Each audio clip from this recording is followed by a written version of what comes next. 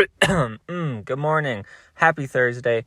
Here's what happened on the last episode of our engine bay shave. I really like how this side is turning out, so the plan is to replicate what we did over here onto the passenger side.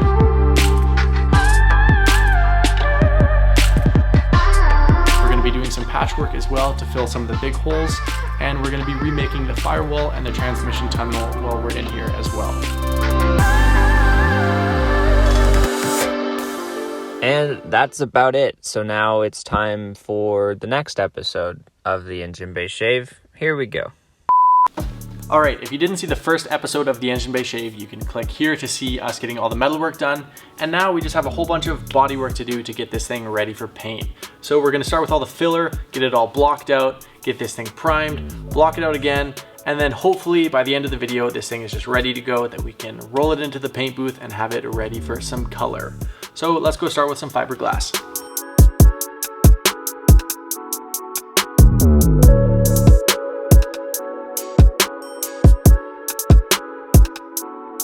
So we're going to be starting with fiberglass for a couple different reasons. First off, it's really nice and strong, which is just good.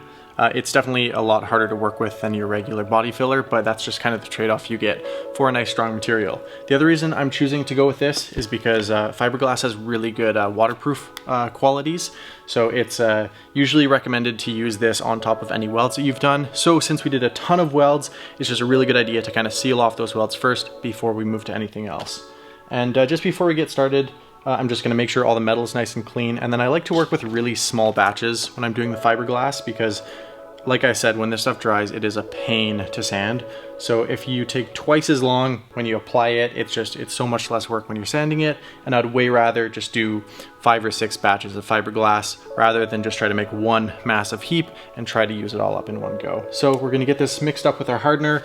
And then I'm just going to wear a glove because I'm going to be applying it with my finger, just because the radius of my finger is going to be really handy for getting all of the grooves and corners where we did our welding. So yeah, let's go start putting some fiberglass in here.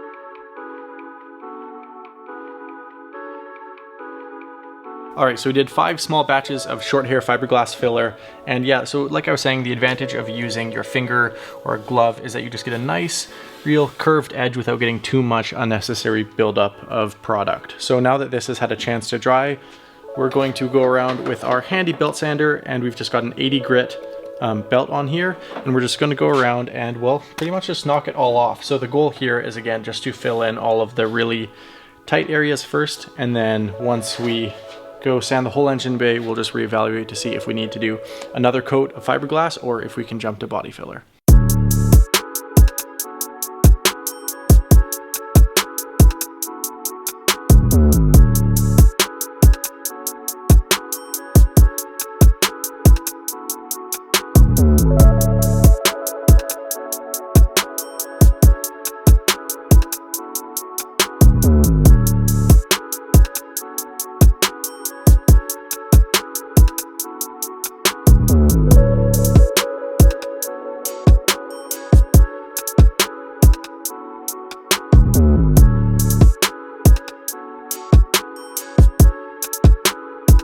Okay, well, we're making some good progress. We've got it pretty much all knocked down, and now I'm going to go around just by hand with a little folded up sandpaper and some blocks just to get all of the other areas that the belt sander doesn't do so well at getting.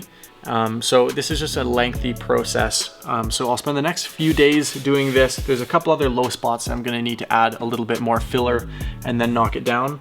And then once this is all done, we will move on to just our regular body filler on top, which is a lot easier to deal with and a lot easier to get straight.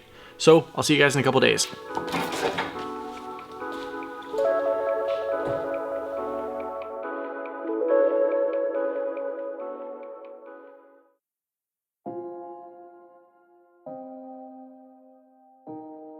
All right, well, it's been quite a few days sanding and the short hair fiberglass is all done. Definitely looks like a lot more filler than I had originally wanted.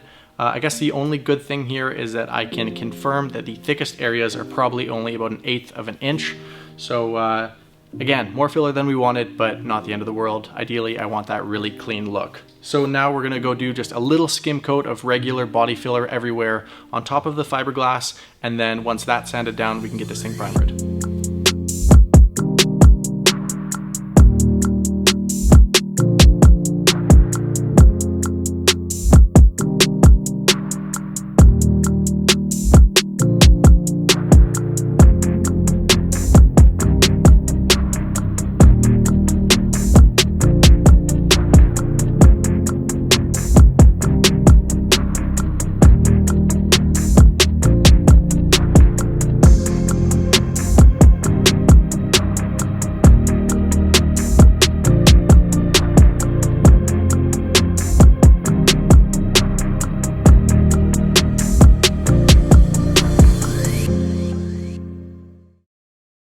Alright, well, we sanded away almost all the body filler that we put in the engine bay, which makes it feel like it was a really irrelevant step, but I mean, it's good. Every little spot of body filler in there is just going to leave the engine bay that much smoother.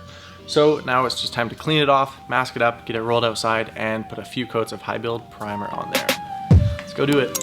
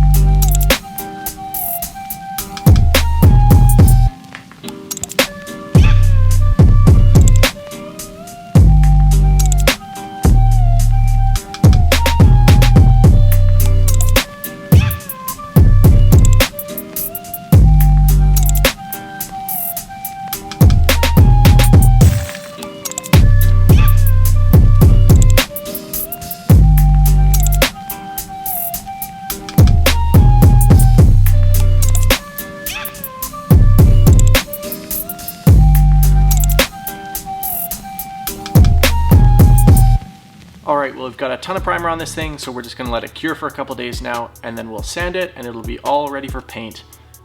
This has definitely been a really long, tedious process, but it's definitely worth it. Seeing it in one color is just really exciting, and seeing it in the body color is going to be even exciting-er.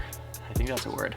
Anyways, thank you so much, as always, for sticking to the end of the video, and we are so grateful that you guys enjoy the content, come here week after week and support us. So as always, we'll see you next Thursday.